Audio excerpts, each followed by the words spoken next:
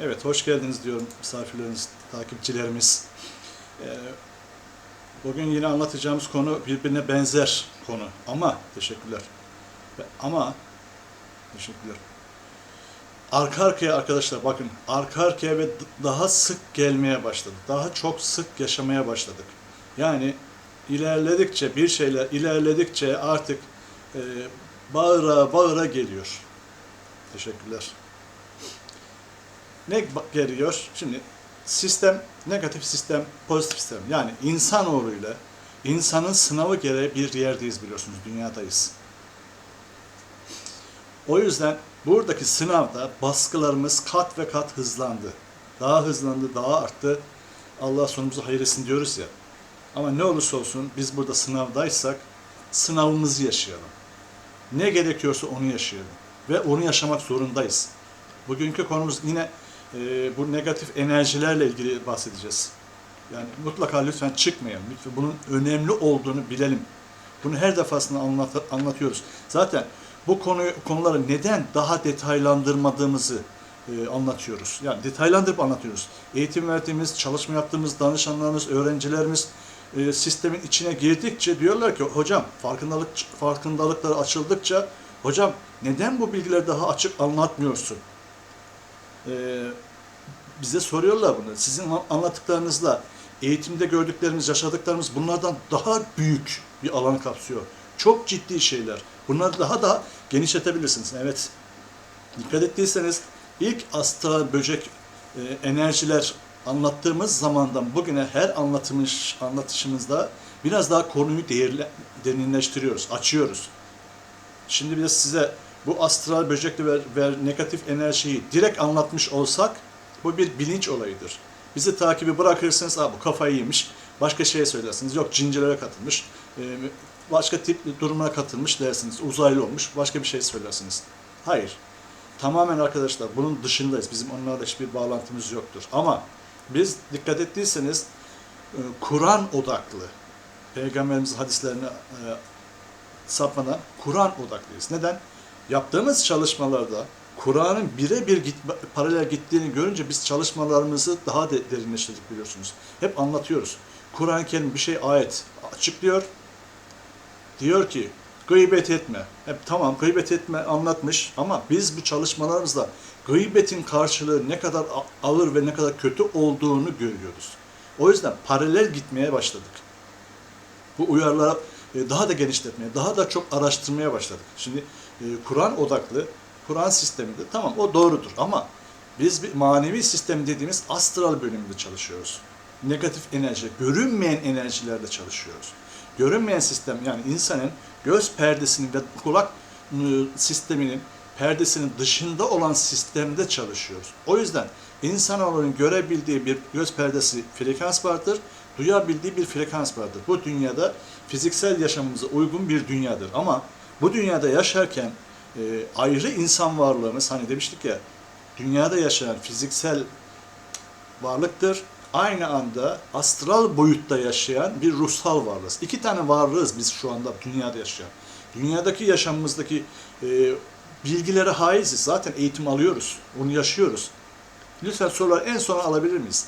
Ama manevi olarak görmediğimiz sistemde hiçbir yerde bilgimiz yok. Bakın hiçbir yerde. Nerede var? Kutsal kitaplarda. Nerede bizim için önemli olan? Kur'an-ı Kerim'de. Peygamberimiz hadisinde de belirtiyor. Ama Kur'an-ı Kerim başa baş söylüyor, uyarıyor. Uyarıyor, ikaz ediyor. Biz bunu çalışmalarımızda görünce artık bizim bilim rehberimiz bir nevi. Şimdi bu astral böceklerin biliyorsunuz isim babası biz olduk diyelim. Bunu daha net ortaya çıkardık ama dikkat ederseniz konuyu daha da derinleştiriyoruz. Her anlatışımızda daha da açıyoruz. Daha da açıyoruz, daha da açacağız. Biz astral böcekler diyerek dikkat çekmekle başladık işe. Çünkü bu konunun özünü, büyük ana durumunu anlatmış olsak hemen arkamızdan yorum yapacak. Birçok kişi, hocam bizi korkutuyorsunuz, insanları şöyle yapıyorsun, insanları geriyorsun. Hayır, burada bir macera değil, burada bir kaos sistemi anlatmıyoruz. Dikkat edin, ne demiştik? İnsan yaşamında olan bütün olayları anlatırken duygu, düşünce, arzu, duygu, düşünce, yani ekosistemini anlatırken başımıza gelecekleri hep beraber deneyimlediğimiz için hem de araştırmalarımızda karşımıza çıktığı için anlatıyoruz. Kur'an da bunu destekleyen ayetleri görünce ya o zaman bir yanlışlık yok o zaman. Bunu sizlere anlatmaya çalışıyoruz. Görünmeyen sistemleri anlatmaya çalışıyoruz.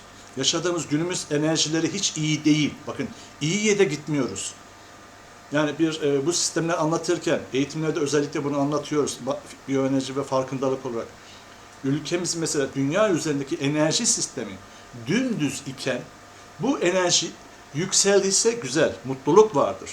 Mutluluk vardır ama bazı şeylerde yin yang, eşitlik durumuna göre ona da bir etki olur. Ama ülkemizin durumu, yani şimdi kaosa sokmak istemiyorum, düzden aşağı doğrudur. Yani bu negatif enerji kişilerde, insanlarda şimdi bir hastalık süreci atlattık, salgın süreci atlattık, daha sonra deprem süreci atlattık. Bunların her birinden insanımızdaki düşünce, duygular her bir negatife kaydı.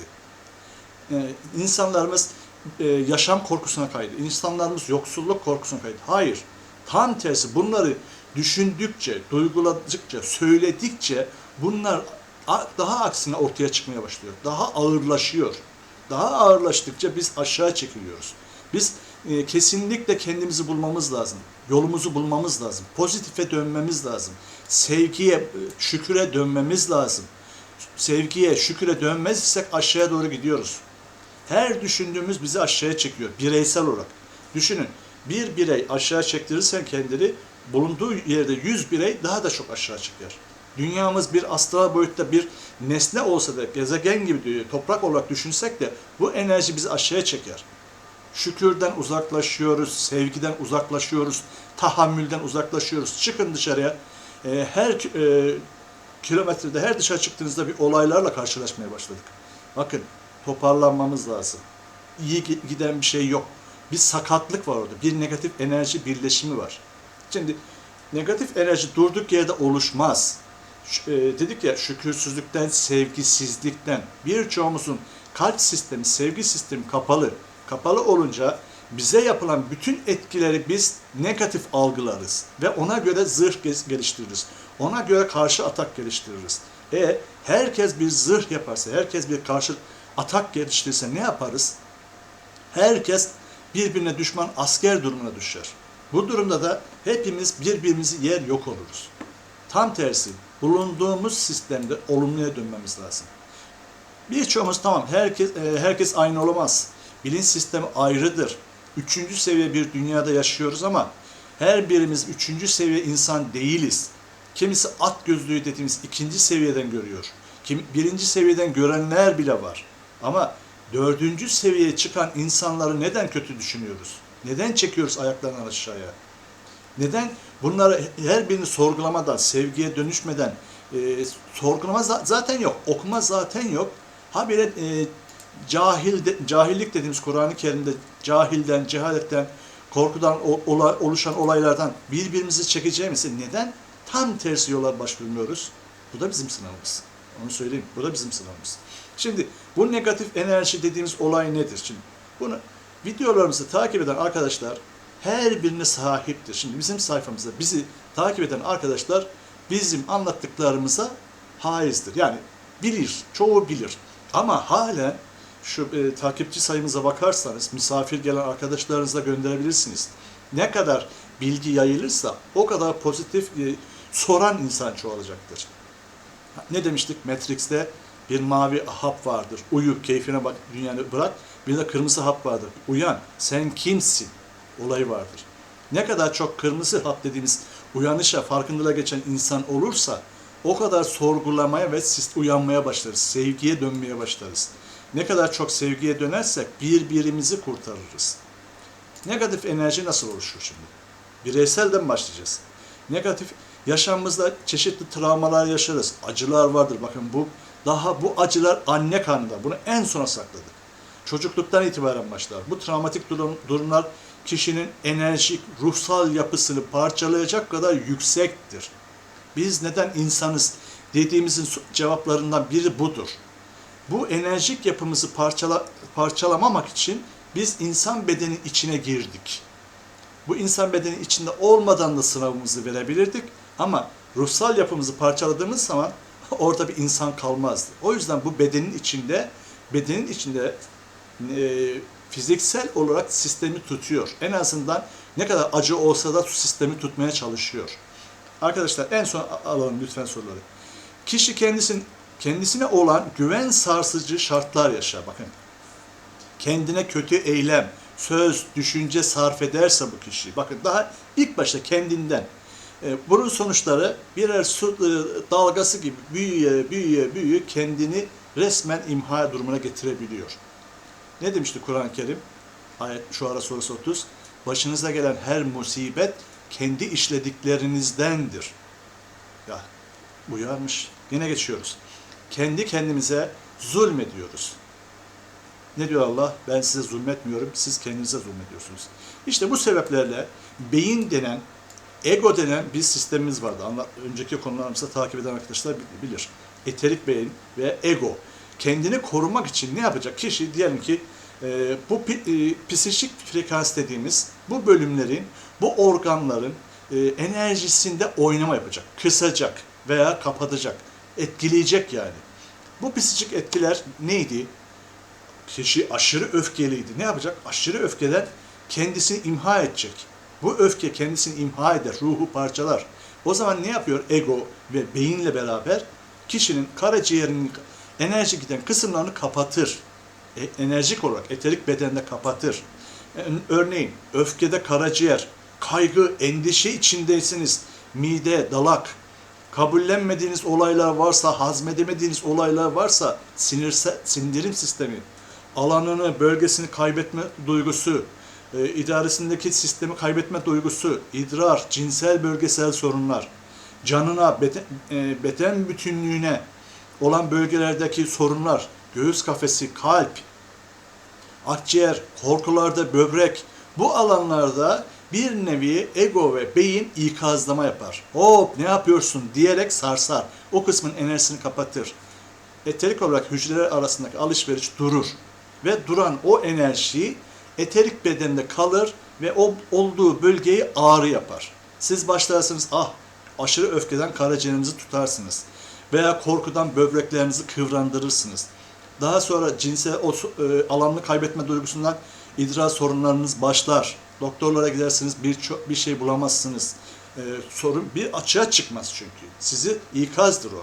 Ne yapacaksınız? Eterik bedeniniz hasarlanır. Astral bedeninizden size bu kısmınıza sizin sisteminizi, ağrınızı kesmek için astral böcekler dediğimiz sistem girer. Oradaki ağrıları duran enerjileri alır, yer, beslenir, çıkar gider. Ağrınız geçer. Tamam, geçti. Burada amaç nedir? Egonun amacı, beynin amacı nedir? Sistemi korumaktır. Yani bu beden sistemi, ego bendir. Beni korumak için tedbir alır. Gerekiyorsa karaciğer feda eder, dalağı feda eder ama zamanla, sırayla. Siz buna uymadıkça arttırır. İşte bu ikazlar, bu eterik bedendeki, o bölgedeki diğer artan ağrılı, enerjik yara daha büyür. Büyüdükçe bu ağrıyı biz fiziksel bedenimizde algılarız artık. Arkasından ne oluyor? Astral bedende, biz astral bedende yüzen bir varlığıysa, astral bedende bu salgıladığımız negatif enerjiye çekilen negatif enerjiler, ne demiştik? Enerji canlıdır. Bir form altında toplanır, o enerji artık bir formsal enerjidir. Kendi yolunu bulur. O zaman biz bunlara enerji demeyelim, enerji formu ya da varlığı ya da böceği diyebiliriz. Ama bu böcekler zamanla gelişerek kendini göstermeye başlıyor çeşitli şekillerde. Bu böcekler girdiği yerde şimdi bu sistemleri yaptınız, kendinize zarar verdiniz ve devam ediyorsunuz. Öfkelenmeye veya bağırmaya, çağırmaya, korkmaya. İşte oraya giren astral böcek dediğimiz varlık enerjileri o bölgeye yerleşir, genişler, alanını korur ve o bölgede söz sahibi olur. Bakın sadece böcektir. Orada bir leş vardır diye düşünün dünyasal olarak. O leşe gelmiş böcekleri, varlıkları, bakterileri düşünün. Aynı onlar gibi yerip gitmeleri lazım. Ama siz üretimine devam ederseniz gitmiyorlar, yerleşiyorlar. Daha çok alanı kaplıyorlar. Bu negatif varlıklar ruhsal gelişimimizin önündeki bir engel oluşturmaya başlıyorlar. Sebebi kim? Biz. Nasıl yaptık? Kendimizi imha, kendimize zarar verdik, kapıları açtık. Ama bu zarar bir defa, iki defa da değil, aşırı olduğu için. Tamam, astral böcekler dediğimiz bu varlıklar girdi, bizi acıttı, ağrıttı, karaciğerimizi kapladı, böbreklerimizi kapladı, doktorlara gittik. Artık doktorlar bazı görünür sonuçlar elde ederek sistemde uygulamalar yapmaya başladı. Burada amaç nedir? Dur artık diyor. Sistem dur. Yaptığını yapma.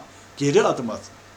Affedememek, takıntılı olmak, öfkeli, dargınlık, negatif egoları negatif düşünceleri, negatif arzuları, dürtüleri, bakın hepsini göz önüne alırsak bunların hepsi negatif enerjidir. Hepsi birer bize zararlı enerjidir. Aslında bu varlıklar bunlarla besleniyor. Çıkıp gitmeleri lazım ama üretim fabrikası biziz, kesmiyoruz. Nereye kadar? Organ kaybına kadar gidebiliyoruz. Öfkesinden karaciğer ameliyatı olan, tekrar olan yok mudur? Hatta sonunda komple aldıran gibi bir örnek yani. Bunu tıp dünyası bilir. Şimdi kişi aşırı acı, ızdırapla yaşamayı sürdürür. Enerji bedenlerinde hasarlanmış enerjik bölgeler oluşuyor. Çeşitli yerlerde çünkü.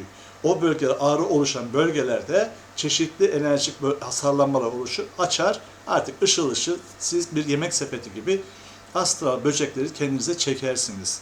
Yaşadığımız hayatta bu psikik saldırılara maruz kalırız. Birçoğunu hissetmeyiz bakın. Bu astral böceklerin, bu astral varlıkların birçoğunu kişiler hissetmez. Hadi canım sen öyle şey mi olur derler. Hatta biz bu astral böcekleri anlattığımız zaman birçok bu işte bilgili kişiler o kafasından uyduruyor, öyle şey olmaz diyerek sonunda bunu kabul eden birçok arkadaşa rastladık maalesef. Vardır arkadaşlar ve burada kalmıyor. Astral böcek bir hücre atom boyutundan tutun bir ev boyutuna kadar yüksek olabiliyor. Evet, o kadar yüksek olabiliyor. Gücünü tahmin bile edemezsiniz. Gücünü söylemiyoruz bile. Zamanla söyleyeceğiz. Zamanla açıyoruz bakın. Hepsini birden. Şimdi açarsak korkusundan yine kaçanlar olur. Biz insanlar nasıl bir varlığız ki bedenlerimize kötü varlıklar girebiliyor? Nasıl girebiliyor ya? Hocam kafamda, evet o kişiye bakıyoruz, kafamda diyor uçan daire var, uzaylılar var. Gülüp geçersiniz. Hocam vücudumda kocaman bir varlık görüyorum. Her tarafımı kaplamış. Evet, kocaman bir varlık. Tarif edin, kertenkele, reptilyan veya başka bir varlık. Bir o varlık kişinin içine nasıl girer? İşte hep anlattığımız bu arkadaşlar. Hep anlattığımız bu. Biz insanlar konusunu, özellikle videoda bunun onu, insanlar ve özellikleri. Biz insanları yaratan öyle bir güzellik yaratmış ki Yüce Allah, 20-0, bak önceden 10-0 diyorduk, şimdi diyoruz ki 20-0 önden başlıyoruz. 20-0 önden başlayan bir varlığız. Bize sınavımızda kopya da veriyor, Kur'an-ı Kerim'le beraber. Güç de veriyor. Aklını da kullan diyor. Birçok ayette ya 75 ve üzerine ayette aklını kullanmıyor musun diyor. Aklını kullan. Bizi uyarıyor, ikaz ediyor. Hatta birçok şey yapıyor. Biz yine burnumuzun dikine gidiyoruz. Elimiz yanıyor, ayağımız yanıyor, acı çekiyoruz, yine burnumuzun dikine gidiyoruz. Git, burnun kırılınca kadar gidersin, sonra o acıyı yedikten sonra tekrar geri dönür, akıllanırsın. Bu iş böyledir. Akıllanıncaya kadar devam. Evet, bu varlıkların birçoğu frekans çekimiyle nereye girdiklerini bilmezler. Bilinçsizdirler, formdurlar veya böcek yarı bilinçlidirler. Ama bunların içinde bilinçliler de vardır arkadaşlar. Bakın bilinçliler de vardır. Astral böcekleri anlatırken bunu da söylüyoruz. Form, parazit tamam. Bilinçsiz böcek benzeri tamam. Yarı bilinçli evet. Hibritler evet. Ve bilinçliler. Daha da üstü var. Yavaş yavaş gidelim. Evet. Burada onların amacı nedir? Beslenmektir. Önce küçüklerin amacı beslenmektir. İnsan bir hata yapmış, kendi kendini yakmış geçirmiş. Güzel bir yemek var. Hadi gidelim yemek yiyelim. Bu sebep insanın yaptığı sebeptir. Bunun sebebinde sonuç oluşur. Bu sonucu sıfırlamaya gider astral böcekler. Ama zekiler izinle girmelidir. Bakın zekiler izinle girmelidir. Bakara suresi 102. Allah izin vermeden girmezler. Şimdi kişide bir soydan gelen negatifler, soyundan birisinde bela, lanet, beddua devamı, lanet devamı, sürgünü, muska büyü yapan bir kişinin devamı, adam öldüren, hırsızlık yapanın devamı 7 soyuna ulaşır. Karşılaştığımız sorunların 100 sorunun yaklaşık 80-85'i kişinin sadece kendi yaptığında. Diğer %15'i dediğimiz soydan gelenler. Ama soydan gelenler de öyle basit bir şey değil. Okkalı geliyorlar. Akıllı geliyorlar arkadaşlar. En sona saklayabilir miyiz lütfen yorum ve sorunlar arkadaşlar? Şimdi astral varlıklar normal olarak biz insanlara aynı boyutta değildir. Bakın dünyamızda yoktur. Bir kere korku olarak kafanızda silin. Bunu bir kere silin kafanızda. Aynı boyutta değiliz. Bizim içimizden geçerler, üstümüzden geçip yanımızdan geçerler. Biz görmeyiz, onlar bizi görmez. Boyutumuz farklı. Ama biz astral varlığız. Tamam. Astral varlıkta ne diyor?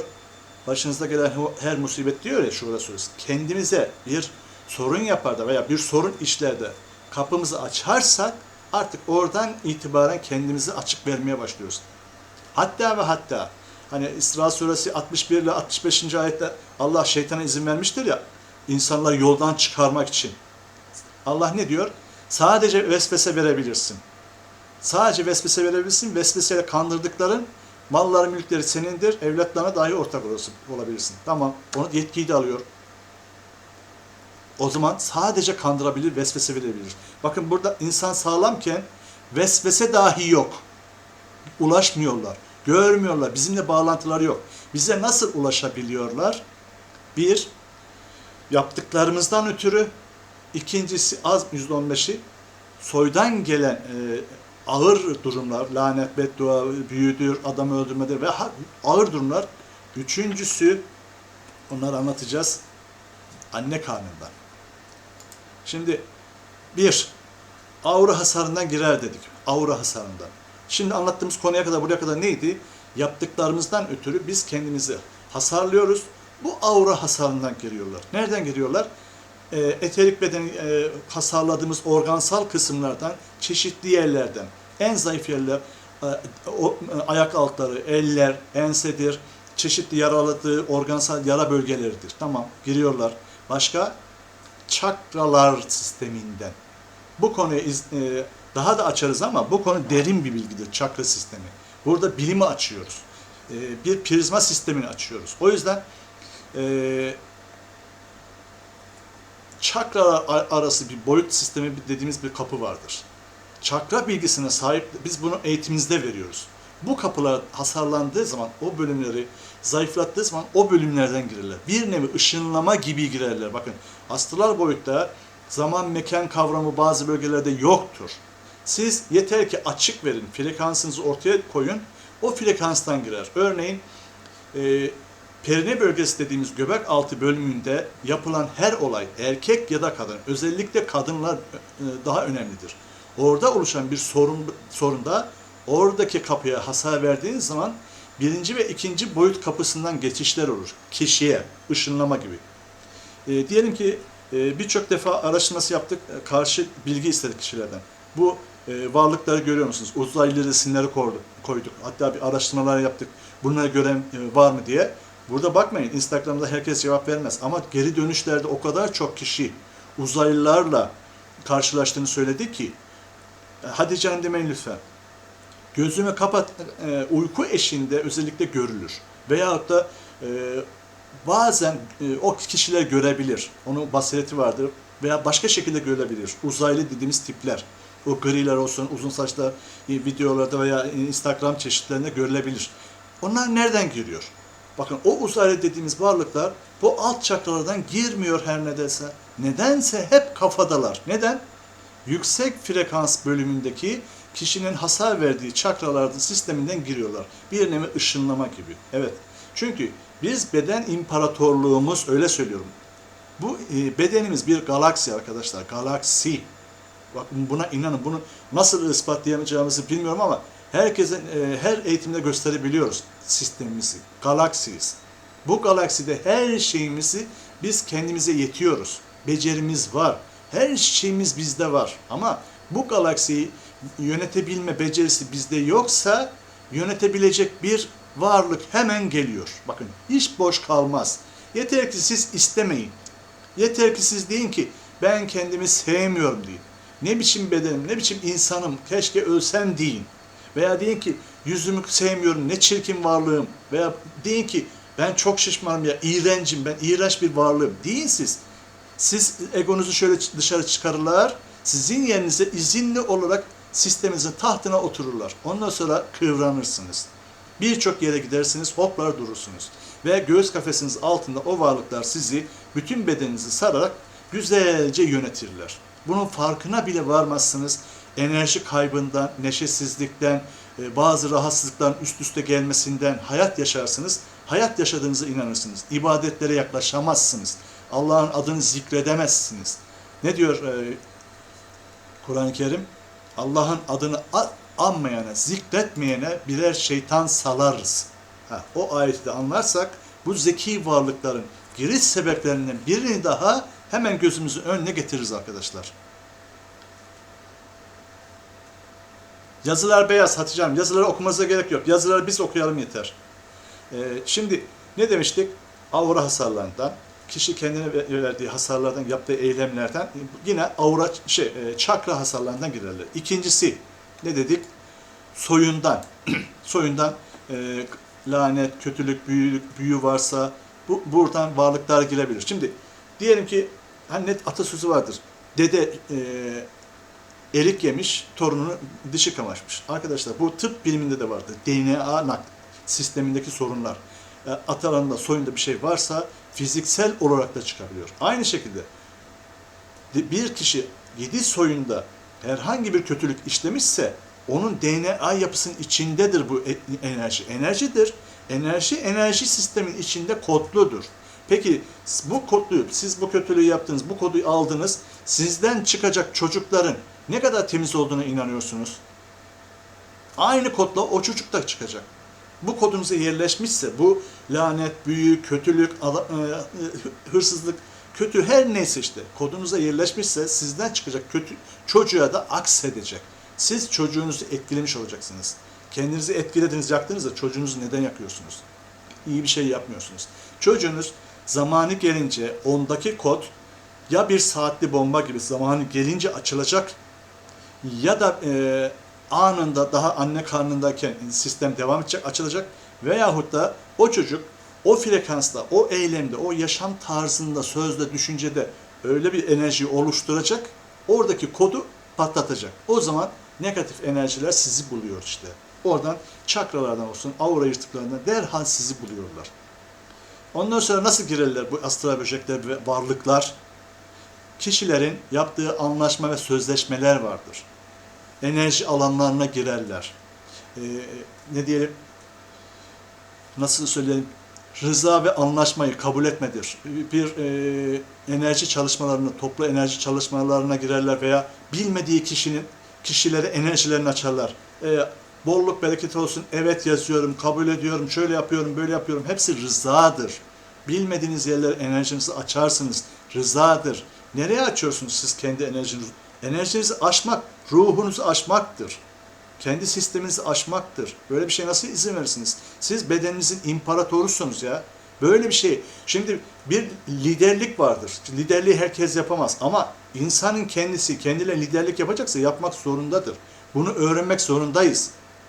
Bunu dünyada birçok kez eğitimini de alıyoruz ama azıcık da akıllanmış ve beynimizi kullanabiliyorsak zararın nereden geleceğini hesap etmemiz lazım. Herkese, her şeyde olur vermemek lazım. Bir şirket müdürü gibi düşünün kendinizi. Bir yönetici olarak, lider olarak düşünün. Bir karar veriyorsanız önce düşünün. Kararı ilk önce kendiniz vermeyin. Sorun bakalım, bir muhasebeye sorun. Bir insan kaynaklarına sorun. Bir danışanınıza, danışma sisteminize sorun. Sizde yok mu? Var. Herkeste var. Bir beyin süzgecinden geçirin. Hemen bir okuma süzgecinden geçirin. Öyle karar verin. Bedeninize olacak her şeyde düşünmeden karar vermeyin. Önce düşünün. beyin süzgecinden geçsin. Aynı şekilde sözler de. Dilinizden söz çıkmadan önce, karşı tarafa aksetmeden önce beyin süzgecinden geçirin. Çünkü beyin neydi? Akıl, beyin, idrak, egonun bir nevi hükümetin Yargıtay, Danıştay, Anayasa Mahkemesi kısmıydı. Diğer kısmı yöneten başbakandı. Ego başbakandı. Ama biz tamamen bu bedenimizin yöneticisiyiz, karar vericisiyiz gündüz. Öbür zaman biz değiliz, egodur. Bedenimizin ruhu diyelim. Ama asıl ruh da içimizde ya da dışımızda. Fark etmez. Asıl ruh her zaman içimizde olmaz. Asıl ruh ağadır yani. Biz oyuz aslında. Biz bu dünyadaki sınavıyız asıl ruhumuzu. O yüzden asıl ruhumuzu zayıflatacak şeylerden kaçınmamız lazım. Onun bir planı vardır. Bizi ona doğru gönderir. Ama bu dünyada doğru karar verecek olan şu sözleri söyleyen kişi olarak biziz. Yani akıllı karar verelim. Diğeri nedir? Bu varlıkların girme sebebi, bakın en önemlisi, lütfen boşaltmadan daha başka kişilere katılsın. Anne karnında iken girerler. Çok önemlidir. Anne karnında.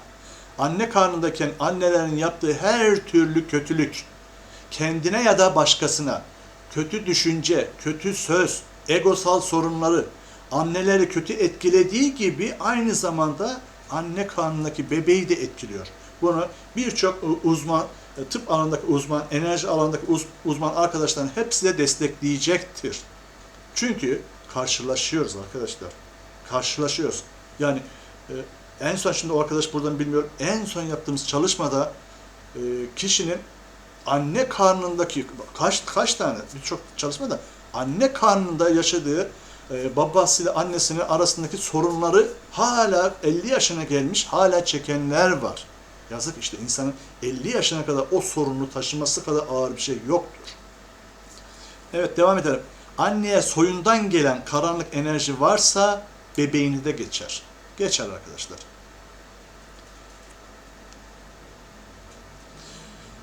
Arkadaşlar hemen şurada durayım. Arkadaşım bir soru sormuş. Siz çalışma yapıyor musunuz anlatırken? Biz anlatırken enerji bütün bu takip eden kişi arkadaşlara mutlaka bir şekilde ulaşıyordur. Çünkü sizler enerji sisteminizi kırmızı hap olayına döndürmeye çalışıyorsunuz. Beyniniz bunu algılamaya çalışıyor. Taşlar yerine oturduğu zaman, sisteminiz oturdukça içinizdeki diğer bilgisiz kısımlar, diğer taşlar, negatif enerjiler dışarı doğru atılım yapıyor. Bir garip hissedebilirsiniz anlatımlarınızda. Daha bakın, test bile yapmıyoruz. Anne hamileyken yaşadığı her türlü negatif ego, dürtü, geliştirdiği ve çektiği negatif enerjiler, astral böcekler aynı şekilde bebeğe yansır. Şimdi burada çok önemli bir görevimiz vardır. Onu söyleyelim. Peygamberimizin bir hadisini önemli hatırlatırım arkadaşlar. Önemli bir hadis. Annelere söyleyin, hamile iken doğum yapıncaya kadar kendilerine dikkat etsinler. Tekrar ediyorum. Annelere söyleyin, hamile annelere doğum yapıncaya kadar kendilerine dikkat etsinler. Çok önemli. Çünkü çalışmalarımızla karşılaşıyoruz. Ne kadar önemli ve güzel bir söz. Ne kadar dikkat çekici bir söz. Keşke bütün Kur'an ayetleri gibi bu sözlere de dikkat etsek, önemli olanlara. Bu söz o kadar önemlidir ki anlattığımız için astral negatif durumu bir nevi özetlemiş gibidir. Hamileyken bebek ruhsal sistemi en zayıfta olduğu durumdadır. Sorunlara açıktır. Anneye büyük bir görev düşüyor. Çünkü anne karnındayken sistem 21. günden 3,5 ay oluncaya kadar bir inşaat sistemi var. Siz bu inşaat alanına bombada koyabilirsiniz ki oluyor. Bebeklere implant takılabiliyor negatif enerjiler. Bu inşaat alanlarına bu bir tuzaklara koyabilirsiniz. Bu inşaat alanların direklerini karanlık enerjilerden yapabilirsiniz. Yani siz demiyorum, astral böcekler, anne karnındaki astral böcekler, varlıklar. Neden yapamazsın? Şimdi anne vücudunu dolaşıyorken rahmine girmesi zor bir şey mi? Şimdi anne ne yapması lazım? Büyük bir görev var. Bak hamile annelerin büyük görevleri. Dualar, zikirler, bunlar bir kere annenin ağzından düşmeyecek arkadaşlar. Özellikle her gün yatın kalkın, ya ateistim demeyin artık, deistim demeyin, onları bırakın artık. Lütfen, bu duaların müthiş bir enerjisi var ki Allah'ın esmaları, isimler, bunları zikrettiğiniz zaman karşılığını mutlaka görecektir anneler, hamile anneler. Bunları yapsınlar, ne demek istediğimizi anlarsınız. Kendinizi her gün ışıkla, sevgiyle kaplayın. Bir ışık küresinin içine girin. O ışık küresinin içinde rahatlayın. Onun içinde dua edebilirsiniz, zikredebilirsiniz. Dışarıdaki etkiyi en azından etkilersiniz. İçinizdeki bir şeyler, negatifler varsa hepsini postalarsınız. Ayten Hanım, hangi dua diye bir şey yoktur. Allah, ayetler açıktır. İstediğiniz duayı, kalbinize ulaştığınız her duayı edebilirsiniz. Kalbinizde ulaşıp da konuştuğunuz her şey Yüce Yaradan kısmına ulaşıyor. Çünkü ruhunuza ulaşıyor. Ama kalbiniz açıksa. Değilse açın, sevgiyle açın. Kalbimi ne açıyor? İçinizi, sistemi açın, ruhunuza ulaşın. Ruhunuza ulaşırsanız Yaradan kapısı zaten açık. Her zaman Allah'ım dediğiniz zaman kapı açıktır. Biz bu biyoenerjist olarak biz bunları söylüyoruz. Bu işlerde uzman hocalar olarak bile söylemiyoruz. Onlara sorabilirsiniz. Biz sıradan bir biyoenerjist olarak bunları söyleyebiliyorsak onlar zaten en güzelini söyleyecektir. Bir meditasyon yapın hocam. Ayten yok. Negatif duygulara asla girmeyin hamile hanımlar. Bakın, negatif egoya, negatif duygu, düşünceye asla girmeyin. Kendinizden uzak tutun. Bakın, kendinizden öyle bir şey yok. Size yapılan her eylem, söz ve düşünceyi görmezden gelin. Çünkü siz büyük bir sorumluluk içindesiniz. Hiçbir kötü söz, eylem size yapılsa dahi üstünüze alınmayın. Bakın, alınmayın. Bugün çok çirkinsin diyen birisi bile olsa o senin güzelliğin deyin, geçin. Üstünüze almayın, sisteminizi kabul etmeyin. Her gün bunlara devam edin. Anneler negatif enerji, astral böcekler olarak kirli olabileceklerini göz önünde bulundurarak hep sevgi içinde, hep olumlu duygu içinde, olumlu düşünce içinde, hep manevi olarak Yaradan'a bağlı biçimde devam etsinler hayatlarını. Birebir söylüyoruz, birebir. Babalar kurtulamazsınız. Anneler, hamile, eşiniz hamile oldukça bu sorumluluk size de aittir. Bakın, tamamen size de aittir. Anneyi üzecek, herhangi egosal sorununa sokacak olayların sorumlusu sizsiniz. Çocuğunuza yansıyacak bütün olayların sorumlusu sizsiniz. Aynı şekilde siz de dua edebilirsiniz. Anneye sevgi gösterin, anne yardımcı olarak dua edin. En azından ona güzel şeyler yapın. En azından doğum oluncaya kadar bunu yapmalısınız. Yapmanız gerekiyor. Yapmak zorundasınız. Eşinizi bir çiçek gibi, yani bunu daha da adlandırabiliriz. Hamile hanım bir çiçek gibi tutun elinizde. Ona olacak bütün olayların sorumluluğu size de aittir. Çünkü çocuğunuza yansıyacak. Yarın bir gün birçok, bakın karşımıza geliyor. Çocuklarının sorunlarıyla ilgili birçok arkadaş geliyor. Birçok danışan arkadaş geliyor.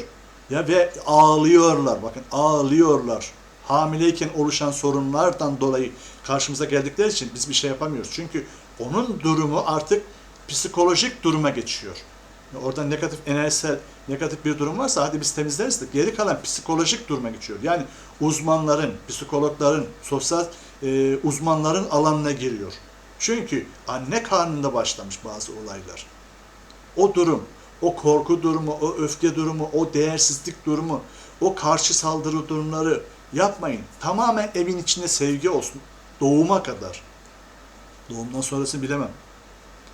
Evet, astral böceklerin insanlara etkisi devam ediyoruz. Bunlar ne dedik? Enerji formlarıdır. Form küreleridir. Enerji canlı olduğuna göre bu formları küre olarak birleştiren bir tane de akıllı enerji vardır ki bunları diğer videolarımızda anlattık, daha şey yapmayalım, genişletmeyelim. Bunlar her biri kendi yaşamlarında insanlara girip çıktıkça, beslendikçe kendilerine şekiller verirler, büyürler, yarı bilinçli olurlar, daha sonra bilinçli olurlar. Ama sadece bu değildir. Varlık olarak oluşturulan sistem vardır. Hibrit varlıklar vardır. Yapay oluşturulur. Bunlar vardır. Şimdi yapay zeka varlıklar var. Günümüzde yapay zeka denen bilgisayar sistemi varsa, bilgisayar sistemi, enerji, o zaman yapay zeka bunun kötüsü olmaz mı? Hazır olun. Bizi bu insanda bitkinlik oluşturur, yorgunluk oluşturur, rahatsızlık oluşturur. Neden? Biz rahatına düşkün olarak yaşamamız, kendi cennetimizi yaşamamız varken bu varlıkların saldırısına girmesine sebep ne işledik de bunlar bize ulaştı? Bir iç hesaplaşma yapalım. Bakın hiçbir şey söylemiyoruz. Diyoruz ki iç hesaplaşma yapın. Affedin. Af dileyin. Tövbe edin. Ödeşin. Empati kurun. Sevgi oluşturun. Bunlar herkes kendi iç sistemini yapabileceği şeydir. Bunlar enerji olduğuna göre bu enerjileri biz engel olabiliyoruz. Çünkü bunların buraya ulaşmasındaki yegane sebep biziz. En azından %85 biziz. Soyumuzdan gelse dahi, bakın negatif varlık böyle kelli felli kocaman varlıklar gelse dahi koca koca, şimdi bunlar anlatıyoruz gittikçe derinleşiyoruz. Gelse dahi, rahatsız etse dahi %15 siz atalarınızın adına, soyunuzun adına, onlar adına tövbe yapmanız, sadaka dağıtmanız, hayır yapmanız bu işleri bıçak gibi kesecektir. Hem siz ve altınızdaki soy temizlenecek, hem siz ve üstteki soyunuz temizlenecek. Bu ne demektir? Bütün komple soyda, diyelim bir kişide 10 tane astral böcek varsa, komple soyda diyelim arka arkaya 7 soyda 70 tane sizden sonra da oluşacak. Yani 7 soyda 70 tane varlık ve onun mahiyetindeki varlıkların sıfırlanması demektir. Öbür türlü bir fabrika gibi kendisinden sonra bu kötülüğü yapmış kişi bir soyuna bir lanet, beddua, pislik bırakmıştır. Bir fabrika gibi o varlıkların çoğalmasına sebep olmuştur. Neden biz buna sebep oluyoruz? Üstelik biz kendimizi korumak varken, bu varlıkların bize kötülük yapma planlar varken, bir yönden de şunu söylüyor varlıklar, bakın zekileri, biz görevimizi yapıyoruz. Evet, bunlar görevini yapıyor, zekiler doğrudur. Görevini yapıyor, o yüzden ne yapacaksınız? Onun görevini sonlandırın. Onlar bizim düşmanımız değildir. Dostumuz da değildir. Onlar görevini yapar. Neden? Biz çağırmışız, bizim yüzümüzden gelmiş, bizim yaptıklarımız, işlediklerimizden dolayı gelmiş. O zaman biz onları göndereceğiz. Nasıl? Sebebini keseceğiz. Kesmezsek biz çekeriz, bizden sonrakiler çeker. Bu kadar basittir bakın. Yolunuzu sadece değiştireceksiniz. 20-0 önde başlayan bir insan aslında doğduğu hayatta şu andaki durumumuzda 1-0 eksiden başlıyoruz. Ve 1-0 eksiden başladığımız için direkt karamsar, negatif duygularda, egolarda gezinti yapıyoruz. Düşüncelerimiz tetikliyor. Düşüncelerimiz bizi beyinsel olarak bazı negatif olaylar yapmaya yöneltiyor. Duygusu bozulan kişilerin, duygusal olarak hasar gören kişilerin düşüncesel olarak oluşturduğu olaydan sonra eyleme geçer arkadaşlar. Kişilerin, insanların duygusu, lütfen ilk önce kendinizden başlayın. Duygularınızı pozitife çevirin. Duygusu negatif olan kişi nasıl olsa o tetikleme sisteminde düşüncesiyle beraber fiziksel eyleme dönüşecektir. Ne zamana kadar? Ya kendisine zarar verir ya duygusal olarak kendinden temizlenmesi gerekiyor. Bakın temizlenmesi gerekiyor. Temizlenmezse karşı taraflara zarar verir. Duygusunun altında kalır. Tekrar diyoruz. İnsan negatif duyguların içinde kaldıkça bu duyguları düşünce sistemini kirletir ve bu düşünce direkt beyin olarak eyleme geçer. Bu yaptığı eyleminde doğru yanlış olduğunu kavramaz. Neden? Duygusal olarak çökmüştür. Öfkedir, korkudur, kaygıdır veya başka negatif duygulardır. Onu sıfırlayacak duruma geçmesi lazım. Bir duygu birdenbire nasıl sıfırlayacak duruma geçer? Birdenbire olmaz işte. Ama düşünceye girdi mi sistem, düşünce onu direkt beyinsel olarak eyleme sokar. O yüzden lütfen duygularınızı nötrleştirin. Duygularınızı saflaştırın. Işığa çevirin. Düşünce kısmınızı göndermeyin bile. Göndermeyin. Evet, kaos, yaşam karşıtı, yırtıcılık, asalaklık için üretilen insan bedenlerinden enerji çeken bu negatif sistem bazen de sistematik olarak bir yapı oluşturur. Bakın bunun biraz daha ilerisi. Sistematik yapılar. Bu sistematik yapılar bazı kişilerin, bakın şunu söyleyeyim, aramızda birçok kişi frekans olarak yüksektir, basiretlidir. Şimdi normal insan seviyesi %20 diyelim, enerji seviyesindeysek, bilinç seviyesi olarak aramızda birçok kişi %30'dur. %40 olan var, %50 olan var, %60 olan var, izleyicilerimiz var. Bunun altında olanlar da var. O yüzden karşımıza çıkan sistem bazen sistematik olarak bu yüksek seviyeli aydınlanmış kişilere düşmanlık yapar. İşte buradaki olay düşmanlıktır. Zeki varlıklar bu kişileri düşman olarak belirler. Wanted. Bu kişileri takip edin. Açıklarını arayın. O zaman bu kişileri saptırın, yoldan saptırın. Neden? Allah şeytana çünkü yetki verdi. Şeytan ne dedi? Yolundan saptıracağım dedi. Yolundan saptırın, tamam. Onu yolundan saptırdıktan sonra biz gerekeni yaparız. O zaman siz şeytan yolundan saptırın vazifesini yaparken biz neden bu alet oluyoruz yolundan sapmamıza? Her şey bize verilmişken, ayetlerle, Kur'an'la bize uyarılmışken, bize sınavımızda kopyalar bile verilmişken, 20-0 önde giderken neden -1'de başlayıp şeytanın yaşam sistemine uyuyoruz, uykuda duruyoruz, uyanmak istemiyoruz? Matrix filmindeki gibi mavi hapı alıp ya ben hayatıma bakarım, yer içer, kazancıma bakarım, ülke yıkılsın durumuna geçeriz. Neden kırmızı hapı alıp da ya ben neyim, ben neden buradayım diyerekten sistem olarak yükselme kısmına geçmeyiz? Çünkü o kırmızı hapı alınca diyoruz ya basit olarak ayvayı yediniz diyoruz öğrencilerimize. Neden? Artık gerçeklerle yüzleşme zamanın geldi. Uykudan uyandın. Ama bu kötü değildir. Uykuda uyuyanların da bir uyku zamanı var.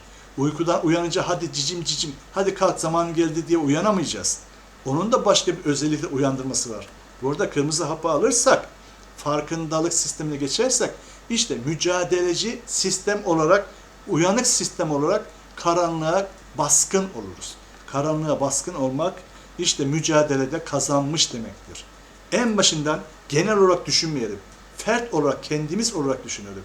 Biz kazanmışsak bulunduğumuz aile kazanmıştır. Biz kazanmışsak toplumumuz kazanmıştır. Biz kazanmışsak insanlık kazanmıştır. Biz kazanmışsak dünya gezegeni kazanmıştır. Bakın, insan olarak biz dünyayı da birlikte çekiyoruz.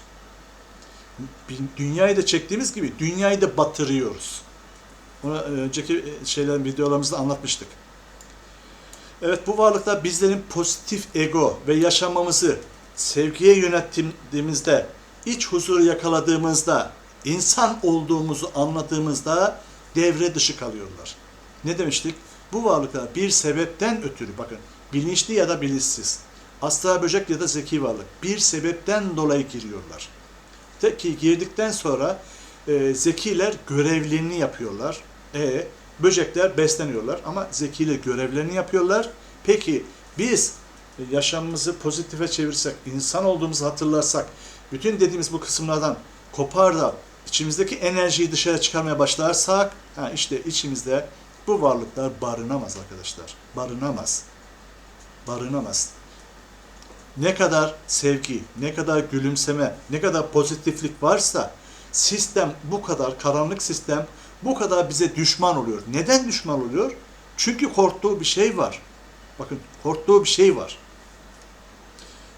Kişinin bilincini hareketsiz tutmak, ilerlemesini engellemek için bilinç tuzağı denen enerjik boşluklar vardır insanlarda. Bilinç tuzağı. Bu boşluklar anlayamayız bile. Bakın, anlayamayız. Bilinçliyken tuzağa gireriz kendi kendimize. Hatta astral böcekler de bunları çok iyi beceriyorlar. Kişiyi en hassas yerinden bulup kukla gibi oynatıyorlar ve o kişi kendi içinde bir negatif varlık, negatif bir başka bir enerji olduğunu farkına bile varmıyor. Zaten takip eden şimdi bizim takipçilerimiz, biz diyoruz ki bizim takipçilerimiz uyanmış kimselerdir. Onlar sadece o kırmızı hapı alacak, farkındalık sistemine geçecek insanlardır. Peki birçok insan ne durumda biliyor muyuz? Uyanmamış. Hadi canım, öyle şey mi olur? Ayetlerde cin, şeytan, melekler, ben onlara inanmam. Ya o zaman sen dinine de inanmıyorsun. Biz cin, şeytan, peri olarak bir şey anlatmıyoruz ama böyle şeyler de var diyor. Çünkü astral boyutta bunlar var diyor. Ben böyle şeylere inanmıyorum diyorsan, şimdi hadi geçtik onun kafirlikte, onun ayetlere inanmadığını geçtik. O Allah katında onun şeyi. Ama Var arkadaş, astral böcek diye başlıyoruz ve daha da büyütüyoruz konuları. Var, var. Bu işte bu durumları yapan kim? Görünmez sistemimizin arkasındaki bizi etkileyen ne? Ya kaç kişi geliyor? Bakın burada mesela şimdi 84-90 kişi olduğu bizi izlediğini farz ettin. Normalde 5.000, 10.000 kişi izliyor diyelim. Ama bize ulaşan arkadaşlar daha da çok. Bunları teyit ediyorlar. Daha ne sorunu olan kişiler var. Ne sorunu ne sorunu. Yani dinleseniz yok artık dersiniz ya. Yok artık dersiniz. Kendinizi kapatırsınız. Evet, insan fiziksel vücudu zayıfladığında, bakın fiziksel, her zaman ne diyoruz? Fiziksel bedeniniz ayakta kalacak. Tıbbi olarak siz birinci önceliklisiniz. Tıbbi olarak insan ayakta durmak zorundadır. Diğer yönden fiziksel vücut zayıfladığı anda bilinç, hafıza, zihin kaybı yaşadığında böcekler bu kişilerin zihinsel sistemi içinde, bu kaosu içinde kontrol etmesi daha kolay oluyor insanları. Çünkü ense bölümünden, motor bölümünden, sinir sistemi bölümünden insanlara ulaşıp onları manipüle etmek daha kolay oluyor. Onların biz çalışma sistemlerinde çözdük, giriş bölgelerinde birçok şeylerini çözdük arkadaşlar. Yeter ki tıp dünyası, yeter ki bu sistem olarak bir birleşim dünyası bizden bilgi istesin. Her zaman hazırız. Enerji dengesizlikleri olarak bedenleri zayıflatabiliyorlar. Fiziksel, duygusal, zihinsel olarak hasta edebiliyorlar. Yok mu? Evet, insanlarımız hasta. Peki kişi duygusal, zihinsel olarak hastaysa bu nasıl iyileşir? Bunu ilaçla nasıl iyileştireceksiniz? Tıbbın bir alanı vardır. Fiziksel müdahale eder. Birinci önceliktir. Ama duygusal, zihinsel olarak işte onda kişinin kendi yaşadığı travmatik olayları vardır. Bunda psikolog ve uzmanlık veya şifacı veya biyonist arkadaşlar zaten gerekeni yapıyor. Ne dedik? İnsan dünyada yaşayan fiziksel bir varlıktır. Bir varlıktır. Ama aynı anda bu bedenin içine girmiş ruhsal bir varlıktır. Ruhsal. İki tane insanız biz. Burada yaşıyoruz ama iki tane insan olarak yaşıyoruz. Birbirini etkiliyor. Fiziksel bedenimizdeki bir ağrı, kolumuzu çarpmamız, eterik bedenimizin o bölgesinde ağrı oluşturuyor. Oradaki ışık enerji kaymasını oluşturuyor. Enerji kaosunu oluşturuyor. Ağrıyı çekiyoruz. O üzerine vuruyor. Arzu bedenimizde bu kolumuzu kullanamıyoruz. Arzumuzu etkiliyor. Buradaki kolumuzu kullanamamız duygumuzu etkiliyor. Birçok yönünden negatife sapıyoruz. Oradan zihinsel olarak karmaşaya giriyoruz. Bakın bir fiziksel bedendeki sorun. Aynı şekilde zihinselde oluşturduğumuz bir beden, bir olay fiziksele kadar yansıyor. O yüzden biz bir bütünüz. Ruhsal bütünüz, fiziksel bütünüz. Her şeyimizde biriz. Bu biri uygun şekilde kullanırsak ne ala. Yoksa kendi cehennemimizi kendimiz oluşturuyoruz. Şimdi bu böceklerin, kötülerin yararlandığı bir parazit sistemidir. Parazitik sistem. Negatif enerji sistemi, negatif yüksek konseyler, yani yüksek varlıklar, şeytanın altındaki mahiyetler bu böceklerle, bu hibrit varlıklarla çok güzel kullanıyorlar. Çünkü öncü bunlar yapıyor. İnsanın duygusundan, düşüncesinden giriyorlar, kapısından geçiyorlar, oradaki bölümleri açıyorlar. Kendilerine bazına kodlanmış sistemler vardır. O bölgeyi açıyor, insanı çökertiyor. Zekiler de ellerini kollarını sallayarak neredeyse girebiliyorlar arkadaşlar. Her ne kadar Bakara suresi 102'yi söylesek de orada oradaki ayete göre, Allah'ın izniyle girer ayetine göre, çünkü kişi o duruma giriyor. Ondan dolayı giriyor. Ne demiştik? Soydan, lanetten geldiği gibi kişinin yaptıklarından dolayı. Peki kişi duygulara hasar verdi, kendi kendisini imha etti. Arkasından arkadaşlar sapmalara giriyor. Günah dediğimiz olaylara giriyor. Aşırılıklara, neden ben olayına giriyor. İsyan durumlarına giriyor. Aşırı bazı negatif sistemlere, dürtülere giriyor. O zaman işte zekiler giriyor. Zekiler deyince ne anlarsınız? İşte Kur'an-ı Kerim'de Yaradan'ın bizi ikaz ettiği varlıkları. İşte o varlıkların çeşit çeşit türleri var. Bakın ki o Yaradan Allah'ın o ikaz ettiği varlıklar bile bir yönden astral böcek seviyesi gibi düşünün. Daha onun üstleri de var arkadaşlar. Devam edelim. Bir süre için şimdi şöyle söyleyeyim. İnsan bedenindeki bu varlıklar, astral böcekler aslında astral parazitlerden oluşan bir bulut oluşturur astral böcekler. Bir bulut oluşturur. Örümceklere görürsünüz. Örümcekler Mesnevi'ye göre kötülerdir, kötü enerjilerdir.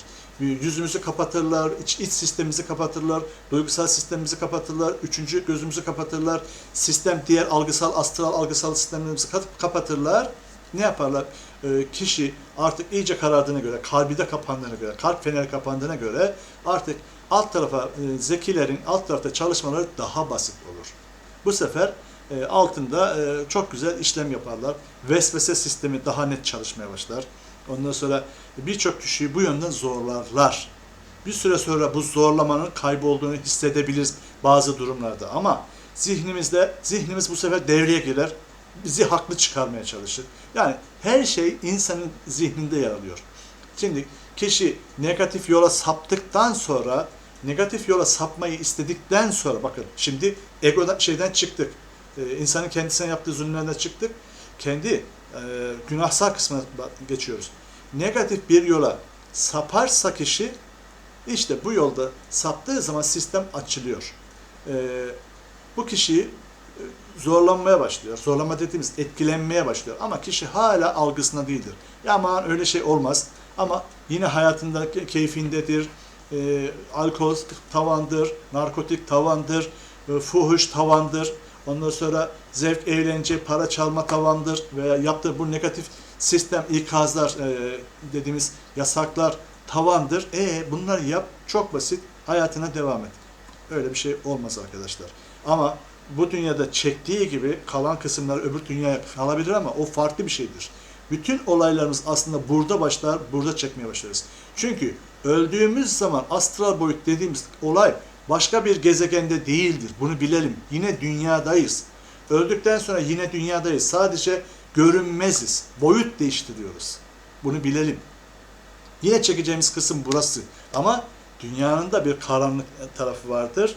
Bir araf tarafı vardır. Bir cehennem dediğimiz alt tarafları vardır. Evet, insan enerji bedenini zayıflatmak için tasarlanmış bazı astral böcekler olduğunu söylemiştik. Bunlar bilinçliler olabiliyor, yarı bilinçliler olabiliyor, implantlar olabiliyor, hibritler olabiliyor, yapay zekalar olabiliyor. Çünkü karanlık varlıkta karanlık sistem boş durmuyor. Ama biz kendi kendimizi pozitif sisteme adapte etmediğimiz için, negatif sisteme çöküşle devam ettiğimiz için bu varlıklar çok kolay işlerine devam edebiliyorlar. Yani karanlık yükseliyor, aydınlık çöküyor. Allah sonumuzu hayret eder. Bakalım nereye kadar gideceğiz. Ama şunu söyleyeyim arkadaşlar. Her koyun kendi bacağına asılır sözü çok güzel bir sözdür. Heybenizde ne götürürseniz onu çekeceksiniz. Öyle söyleyelim. Heybenizde ne götürürseniz. Çünkü her ruh bir sınavdadır. Geçmişimizde de belki sınavdayız. Daha farklı sınavlar. Herkesin sınavı farklıdır. Bilemeyiz. Ama yaptığımızı mutlaka karşılığını bulacağız. Onu görürüz artık öldükten sonra. Farkındalığı bilmeyenler lütfen öğrensin. Bu konuda eğitimlerimiz var. Farkındalık, biyoenerji nedir? Fazla bir şey öğretmiyoruz. Bu farkındalığın içinde farkındalığı öğrendiğiniz zaman zaten gerçekleri açıklıyoruz. Yani gerçekler dediğimiz bilgileri açıklıyoruz. Bunu farkındalığı algıladığınız zaman sizin kendi gerçeklerinizi bulmanız kendinize bağlı. Siz kendi gerçekliğinizi zaten kendiniz bulacaksınız. Evet arkadaşlar, sorular olan alabiliriz şimdi. Teşekkür ediyoruz.